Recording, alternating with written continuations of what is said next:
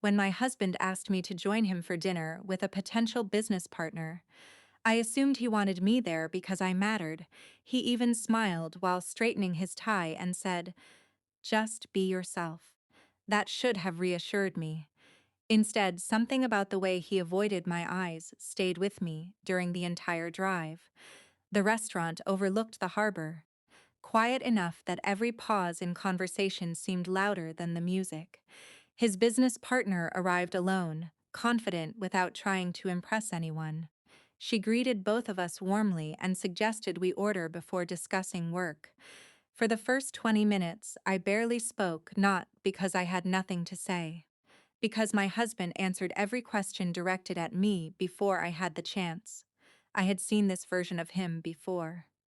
Around colleagues, he became someone who treated confidence like a performance.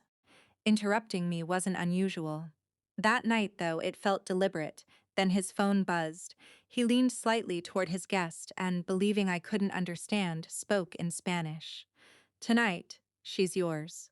He laughed softly afterward. The words landed with perfect clarity. My grandmother had raised me speaking both English and Spanish.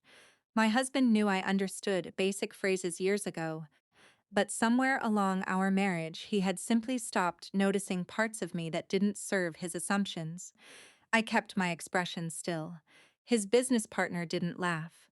She looked uncertain, as if she wasn't sure she had heard him correctly.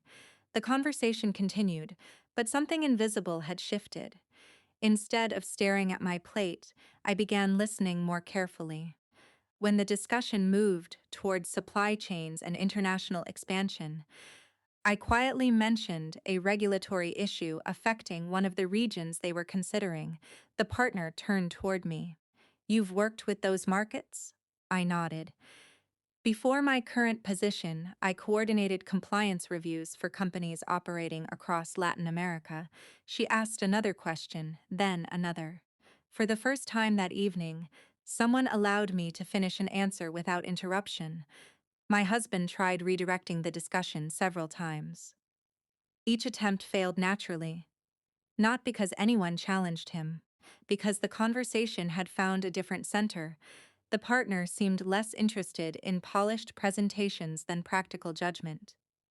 We discussed negotiation styles, translation mistakes that had affected contracts, and how cultural misunderstandings often cost more than legal errors. She smiled once. "I've been looking for someone who understands both language and context." I thanked her quietly. My husband remained unusually silent. Dessert arrived untouched. The partner placed her napkin on the table and looked directly at him. "I want to ask something." He smiled again, relieved the meeting seemed to be ending well. She repeated his sentence in Spanish, exactly as he had spoken it.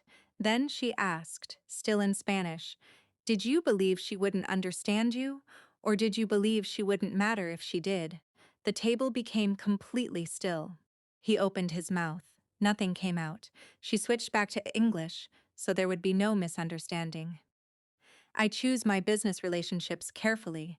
Technical skill can be taught. Judgment is much harder to fix."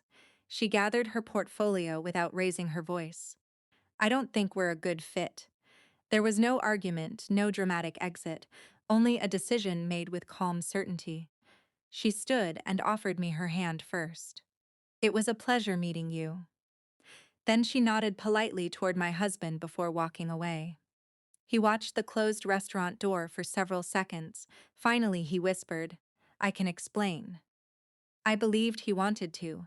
I also believed that explanations often arrive long after respect has already left the room. We walked to the parking lot in silence, the city lights reflected across the water, and for the first time all evening, neither of us pretended everything was normal. He apologized before starting the car, not loudly, not perfectly, just quietly. I listened because listening costs nothing. Forgiveness, however, isn't built from one apology. It's built from changed behavior repeated over time. That night didn't end our marriage, it ended something else. The assumption that I would never understand, never notice, and never remember. Sometimes the loudest consequence isn't public embarrassment,